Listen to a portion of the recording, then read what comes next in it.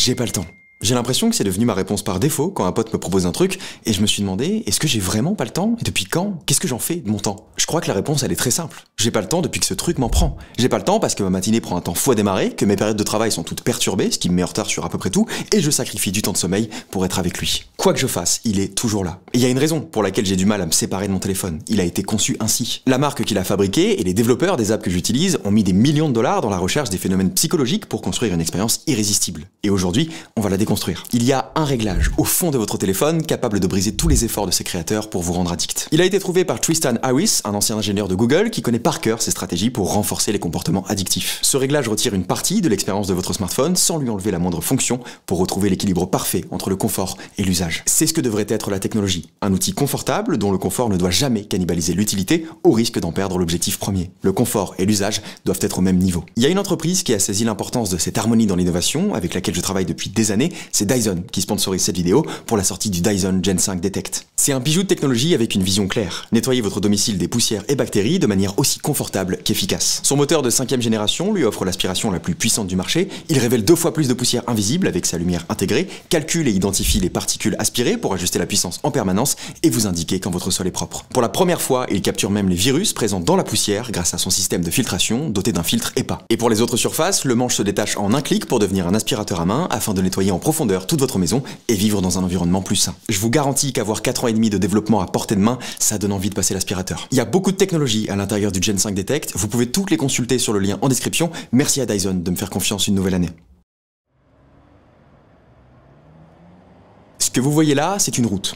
Jusqu'ici, je vous apprends rien. Pour la rendre praticable et faire en sorte que les voitures se rentrent pas dedans, on a dû inventer un code de la route, avec des lignes blanches et des panneaux de signalisation qu'on a mis en rouge. Parce que ça se voit. Quand vous apprenez à conduire, votre cerveau apprend à associer ces signaux à des actions spécifiques. Il développe des réflexes et des habitudes, dont celle de ne jamais louper un panneau rouge parce qu'elle est associée à un danger potentiel et une réaction immédiate. Alors chaque fois que vous en croisez un sur le bord de la route, votre regard se pose dessus. Et derrière chaque mécanisme psychologique utile, il y a une pratique marketing pour le détourner. Si une couleur guide votre attention, alors elle est le meilleur moyen de vous inciter à vous arrêter sur le trajet à un McDonald's, par exemple. À travers les couleurs d'un logo, on peut dire beaucoup de choses d'une marque. On peut déduire que McDonald's est un fast-food très présent au bord des routes, qui cible les enfants qui verront de l'amusement dans la couleur jaune, et qui va arranger les parents qui y verront la vitesse de service suggérée par la couleur d'un éclair, avant de reprendre la route. J'invente rien. Au-delà d'être une couleur très visible, le jaune évoque à notre subconscient à la fois la joie et le dynamisme. Si le logo de McDo est une légende marketing, c'est en partie grâce à ces couleurs. En fait, il y a très peu de chaînes de fast-food qui n'utilisent pas le rouge dans son logo, parce qu'il est aussi un puissant stimulant de l'appétit. Les couleurs peuvent nous évoquer des émotions, mais elles provoquent aussi une réponse physiologique. Le rouge excite le système nerveux, augmente légèrement la pression artérielle et accélère les processus métaboliques. Alors si parmi toutes les marques de fast-food existantes, très peu prennent le risque de se démarquer,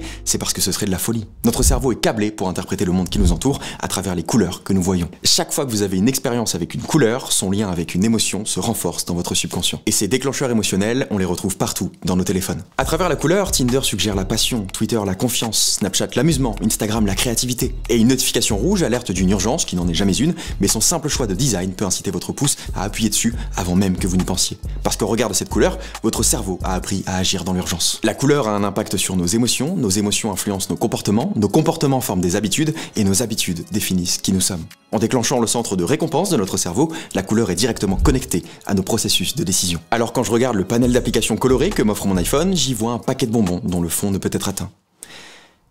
Et si on désactivait la couleur?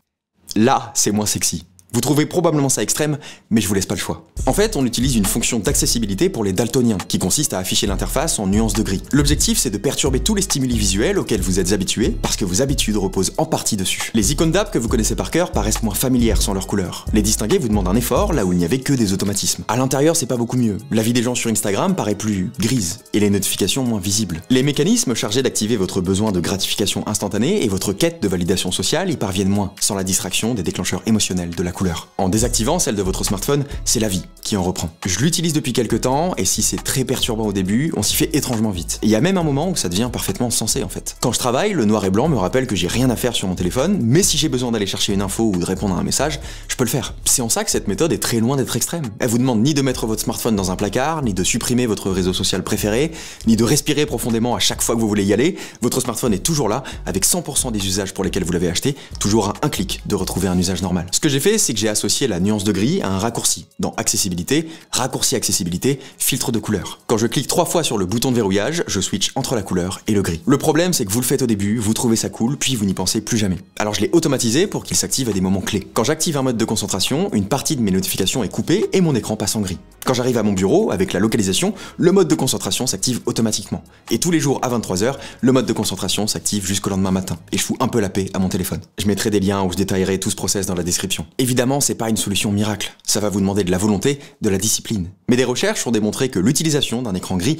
réduit le temps passé dessus de 20%. Si vous êtes dans la moyenne et que vous passez 3 heures par jour sur votre téléphone, à la fin de l'année, vous aurez gagné 200 heures. À investir comme vous voulez. Et ça tient à un réglage. En couleur, c'est un paquet de bonbons. En nuance de gris, c'est un outil. En remettant à niveau le confort et l'usage, tout semble avoir changé, et pourtant rien n'a changé. Vous venez de hacker votre cerveau. Si ça suffit pas, supprimez l'application qui vous prend le plus de temps. C'est un peu extrême, mais si vous sentez que vous en avez besoin, ça vaut le coup. Croyez-moi, ni TikTok, ni Twitter, ni YouTube ne vous manqueront. Mais vous allez gagner beaucoup de temps et tout ce qui va avec. On réalise jamais vraiment à quel point une chose s'est glissée dans notre vie avant qu'elle disparaisse. Un temps d'écran excessif peut contribuer à une augmentation du stress, de l'anxiété, de la dépression et à une diminution de la concentration, de la mémoire, de l'attention et de l'estime de soi. Alors donnez-vous une chance, respirez un peu.